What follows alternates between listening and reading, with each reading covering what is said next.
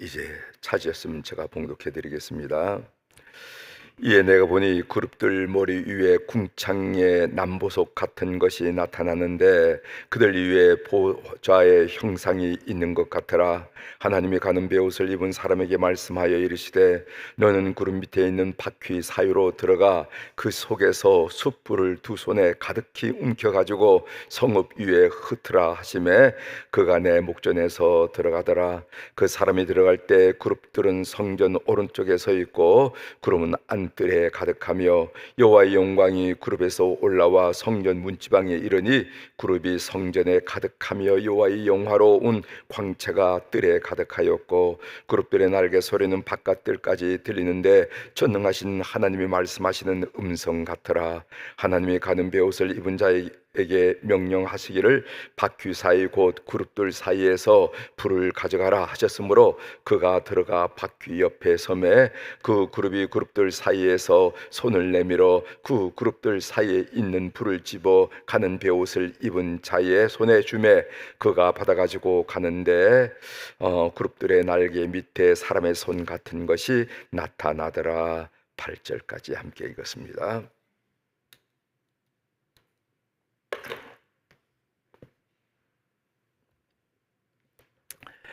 오늘 우리가 읽은 에스겔 10장 1절서 8절에 있는 말씀을 중심으로 주제가 가장 참혹한 심판은 하나님의 부재입니다. 부재, 하나님이 없다는 거죠. 자기 삶에 하나님이 없다는 거죠. 이 말 제가 주제로 설정해 놓고도 이 말만 들어도 섬찟하더라고요. 아마 여러분들에게는, 저를 비롯해서 여러분들에게는 하나님이 내 삶에 안 계시다 상상조차 못할 일로 여기시리라 생각하는데, 제가 가장 참혹한 심판은 질병, 우리가 살아가면서 부도를 맞는다거나 이런저런 고민들이 많은데, 그런 것보다도 가장 참혹한 심판은 하나님의 부재입니다. 꼭 믿는 여러분이 되시기를 바랍니다.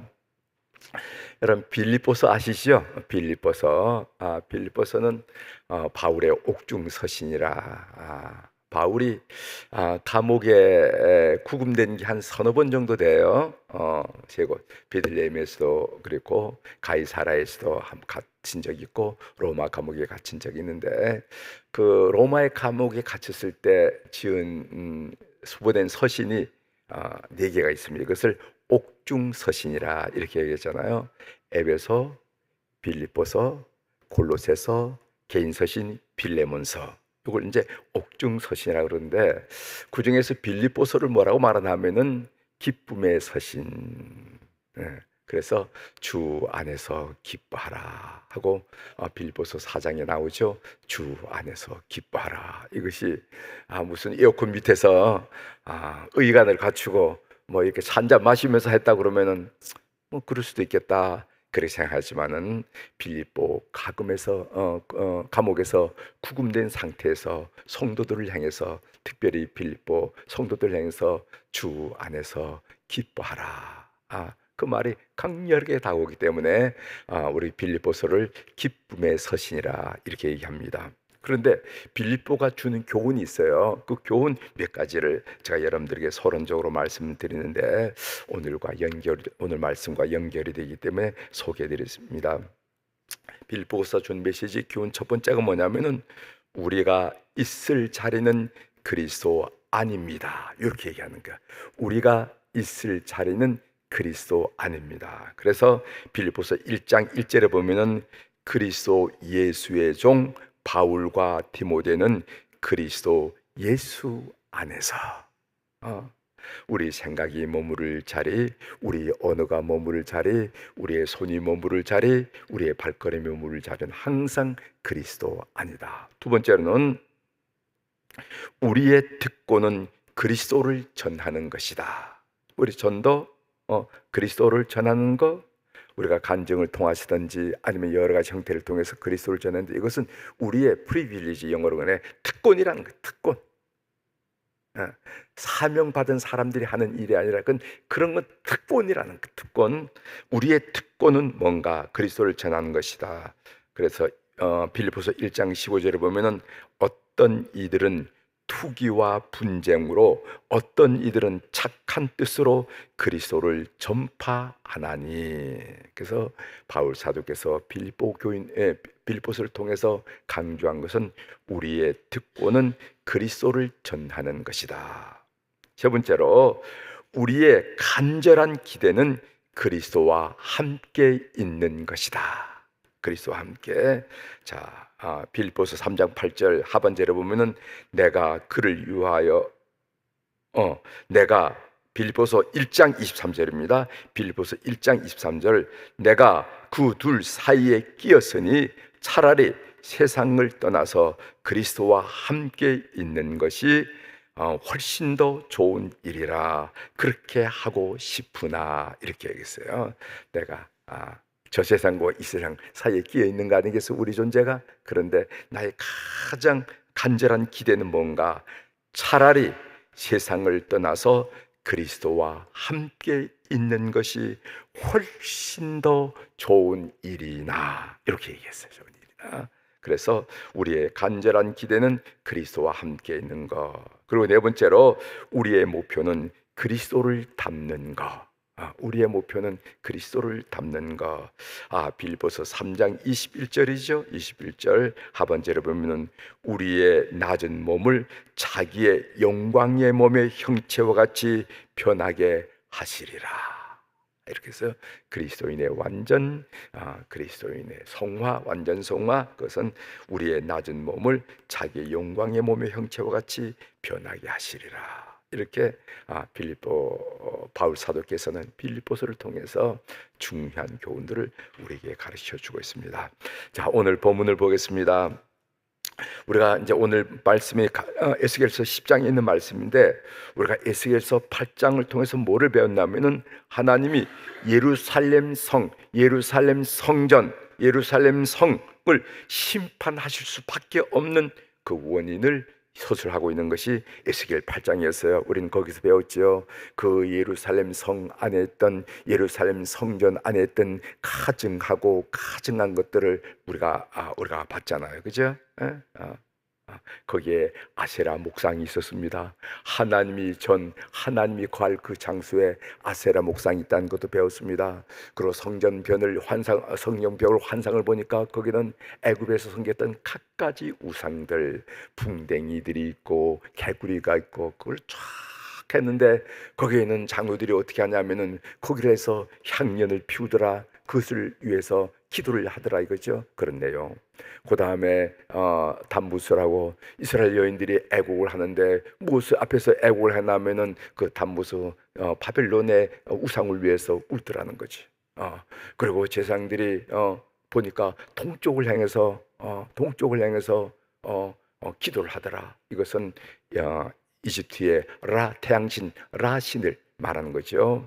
오히려 하나님을 향해서 기도해야 될 텐데 오히려 자세를 반대로 해서 그런 가증한 모습을 보고, 이런데 어떻게 하나님께서 심판하지 않겠느냐 한 얘기가 에스겔서 8장의 얘기입니다. 그리고 에스겔 9장의 얘기는 심판이 어떻게 이루어지는가, 실행되는 것을 가르쳤어요. 그래서 머리를 전체를 잘라가지고 3분의 1씩 하고, 성 안에 있는 사람들은 전염병과 기근으로 죽고, 그리고 성 바깥에 있는 사람은 칼에 맞아 죽고, 그 다음에 세상에 흩어져 있는 사람들도 다 어려움을 당하더라 한 얘기를 우리가 에스겔서 9장에서 배웠고, 에스겔 10장에 있는 말씀, 오늘 말씀은 하나님이 성전을 떠나심으로 심판이 가능한 상황을 만드는 것을 우리가 8절까지 보고, 그 다음에 이하에서 하나님이 떠난 장면을 이제 내일 다시 한번 확인하게 될 것입니다. 하나님이 예루살렘 성전을 버릴 수 있다라는 이 신학 사상은 전혀 새로운 것이 아닙니다. 열왕기상 9장에 보면은 솔로몬의 성전 봉헌에 대한 기도가 나와요. 여러분, 그 솔로몬 성전 설계도는 다윗이 만들어 놓고, 준비는 다 해놓고 성전을 지은 사람이 솔로몬이잖아요.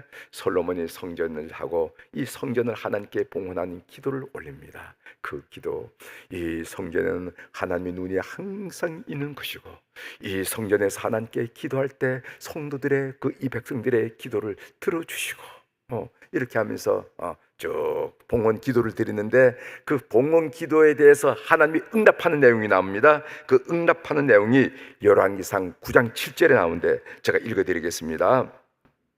내가 이스라엘을 내가 그들에게 준 땅에서 끊어버릴 것이요 내 이름을 위하여 내가 거룩하게 구별한 이 성전이라도 내 앞에서 던져버리니 이스라엘은 모든 민족 가운데서 속담거리와 이야기거리가 될 것이며, 이렇게 했어요.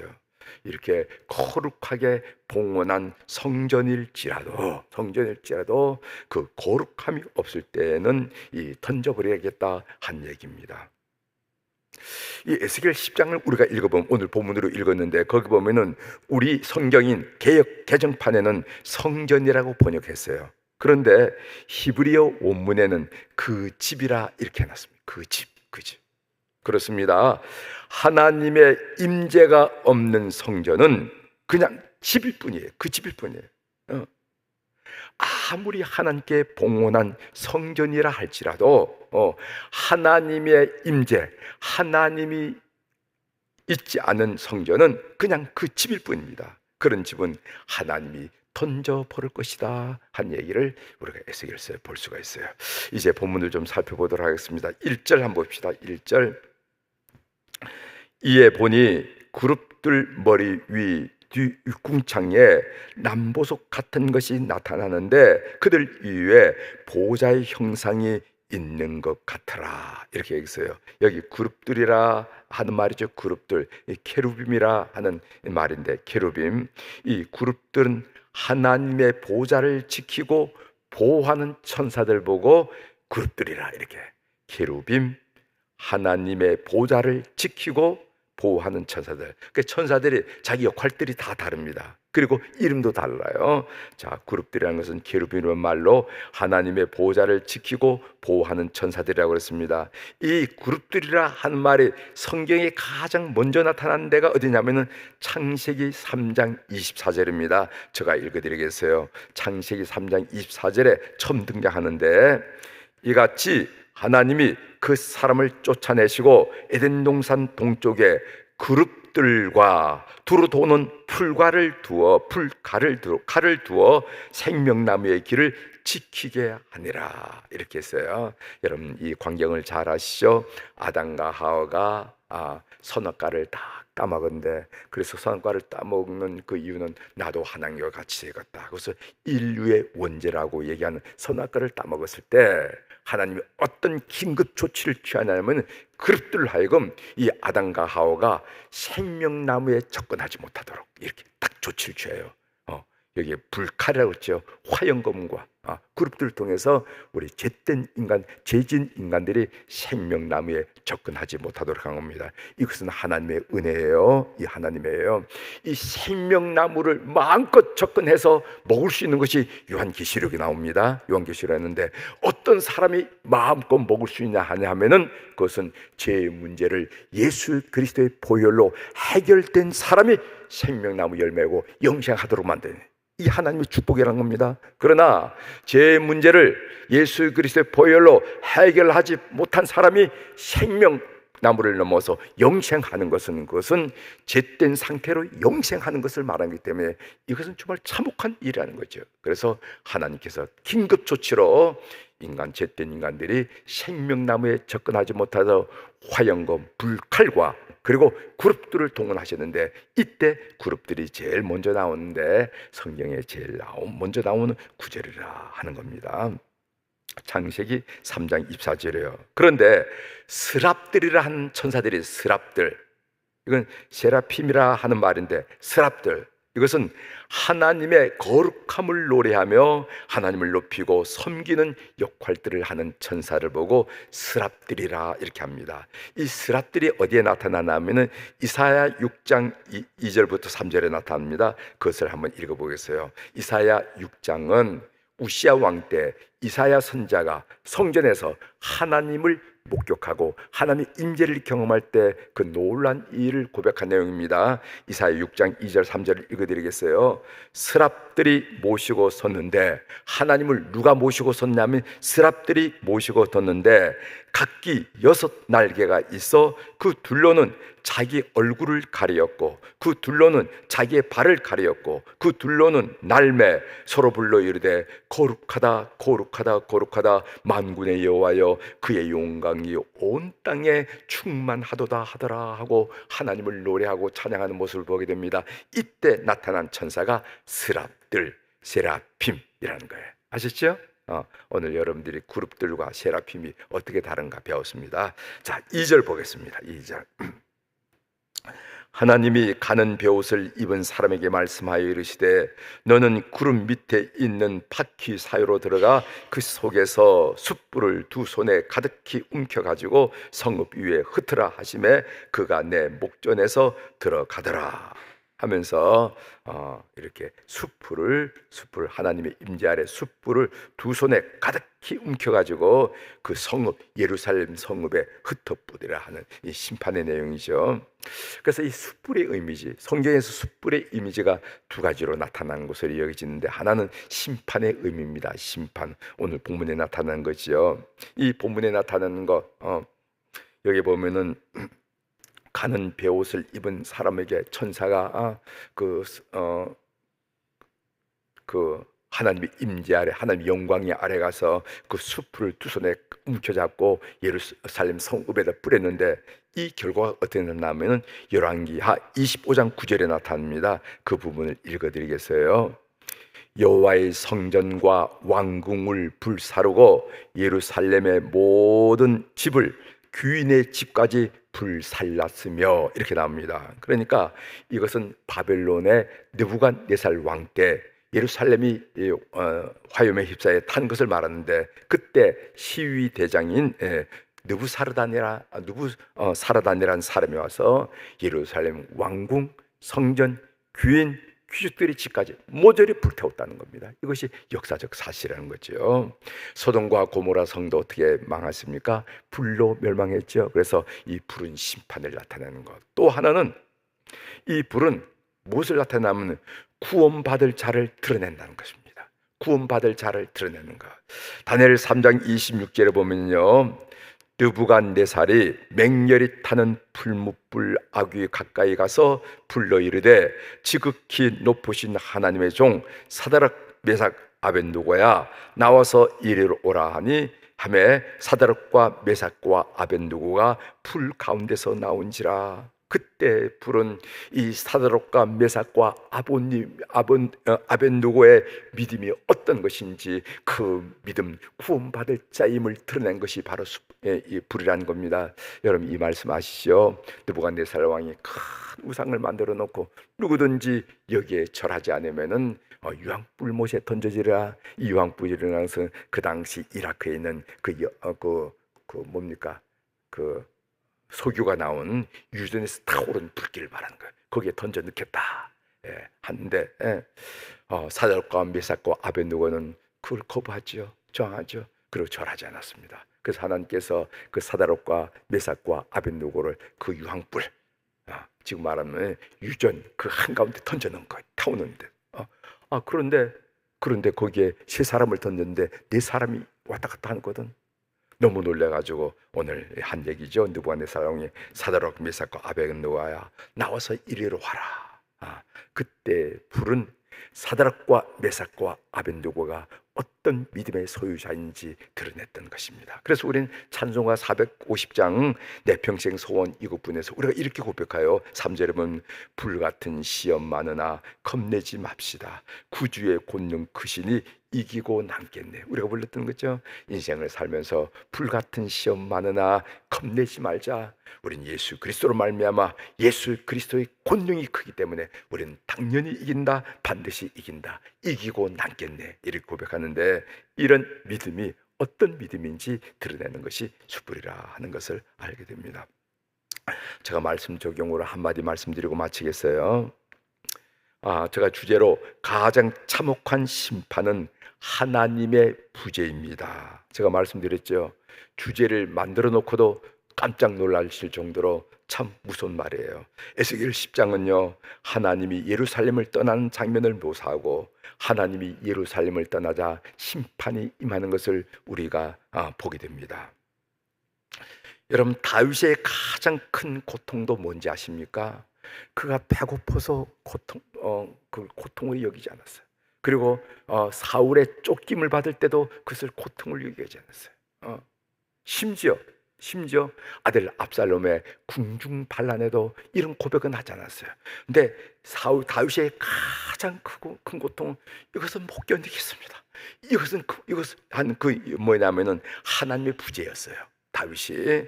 자, 시편 51편 11절에 보면은 나를 주 앞에서 쫓아내지 마시며 주의 성령을 내게서 거두지 마소서. 다시 한번 말씀드립니다. 다윗이 가장 큰 고통은 무엇이었냐 하면은 그가 굶을 때 그 고통을 호소하지 않았습니다. 그가 사울 왕에 쫓겨서 광야를 헤맬 때 고통을 호소하지 않았습니다. 그가 그 아들 압살롬의 그 궁중 반란이 일어날 때도 그 고통을 호소하지 않았어요. 그가 가장 큰 고통을 느낀 것은 하나님의 부재, 하나님이 나를 떠났다. 우리아의 아내 밧세바와 관계를 말미암아 하나님이 제때 나를 떠났다라는 생각이 들 때 그 고통을 호소하는데 나를 주 앞에서 쫓아내지 마시며 주의 성령을 내게서 거두지 마소서, 이렇게 고백하는 것을 보게 됩니다. 그런데 많은 사람들은 하나님의 부재를 아무렇지 않게 생각하며 살아가고 있어요. 그렇죠? 아무렇지도 않게 생각하며 살아간다 알고 있습니다. 참 이게 놀라운 일이에요. 우리는 하나님의 부재 얘기만 들어도 참 끔찍한데 오늘날 많은 사람들은 하나님의 부재를 아무렇지도 않게 생각하고 살아간다는 것이죠. 내 삶에서 하나님이 부재하는 이유가 뭔가? 우리가 예루살렘 성전을 배우는 것처럼 예루살렘 성전처럼 내 마음에 가증한 것이 가득 차면은요, 하나님이 떠나신다는 것입니다. 그래서 회개가 중요한 거예요. 성령께서 우리에게 말씀하는 순간순간 하나님 죄송합니다, 하나님의 아들로서 하나님의 딸로서 안 짓을 했습니다 하고 회개하는 일이 중요합니다. 평생 하나님과 동행하는 우리 교우들이 되기를 주의 이름으로 축원합니다. 그래서 이 새벽에 여러분들 나와서 이렇게 예배드린 이 모습이 얼마나 아름다운지 몰라요. 하나님과 동행하는 흔적이 아니겠습니까? 그런 삶을 평생 사는 우리 교우들이 되기를 주의 이름으로 축원합니다. 기도하시겠습니다.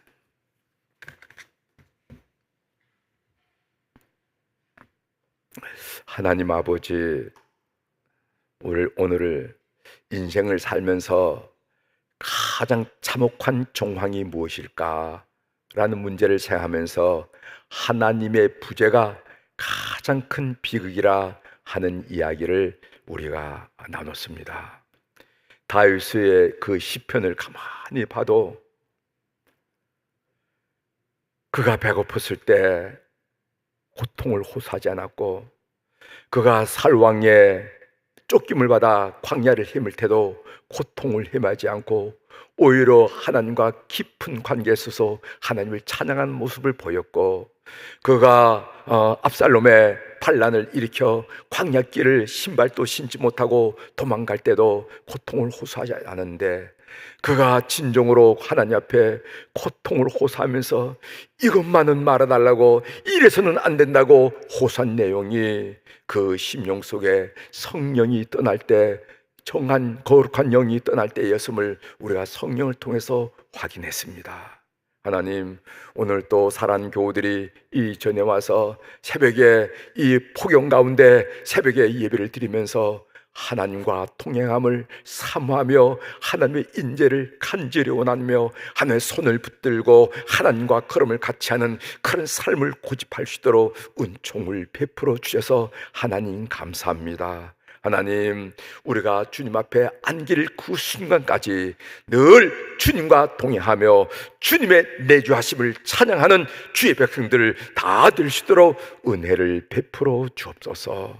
오늘 또 우리 사랑 교우들이 주님 앞에 귀한 물질을 올려드렸습니다. 많아서 드린 것도 아니고 쓸 데가 없어서 드린 것도 아니고 이것저것 쓰다 보니 그래도 남아서 드린 것도 아니라 하나님 소중한 물질, 사연이 있는 물질을 주님 앞에 올려드리면서 우리의 삶을 맡깁니다. 우리의 기도 제목을 올려드립니다. 우리 마음속에 여러 가지 답답한 일들을 주님 앞에 올려드리고 싸우니 주님께서 이 물질과 더불어 우리의 기도 제목을 받으셔서 그 크신 능력으로, 그 크신 권능으로, 사랑으로, 지혜로 우리의 삶을 다스려서 우리가 늘 하나님 안에서, 주 안에서 기뻐하는 삶이 될 수 있도록 축복하여 주시옵소서. 오늘 수요일 날 우리 자손들을 위하여 특별히 기도하게 하시오니 감사합니다. 하나님, 우리가 솔직히 고백하기는 우리가 눈만 감으면 우리의 아들과 딸의 모습, 우리 손자, 손녀들의 모습을 생각하면서 주님께 그 이름들과 그 삶을 올려드리지 않습니까? 하나님, 오늘 또 해에서 직장 생활을 하고 사업을 하고 학문을 하는 우리 자손들을 주께서 꼭 기억하여 주시고 그들이 우리 품 안에 있지 않지만은 시공을 초월하시는 하나님의 거룩한 역사로 말미암아 그들 속에 형통하고 평탄한 일로 충만하도록 은혜를 베풀어 주옵소서. 우리 자손들이 나라의 부름을 받아서 군무에 나가 있습니다. 낯설고 물스러운 곳에서 지휘관을 만나고 낯선 동료들을 만나서 군대 생활을 2년 20개월 이렇게 하는 가운데 하나님, 주들과 함께하여 주시옵소서. 결코 허송 세월이 되지 않게 하시고 허비된 세월이 되지 않게 하시고 그 기간 동안 하나님을 만나 영적으로 성장하게 하시고 그 기간 동안에 운동해서 육신적으로 강건함을 얻게 도와주시고 담대한 마음을 얻어서 하나님 사람으로 굳건히 세워지는 그런 귀한 아들과 딸들로 시험받을 수 있는 축복된 기간이 될 수 있도록 역사하여 주옵소서. 황유가 있고 총기류가 있어서 많은 위험이 있습니다.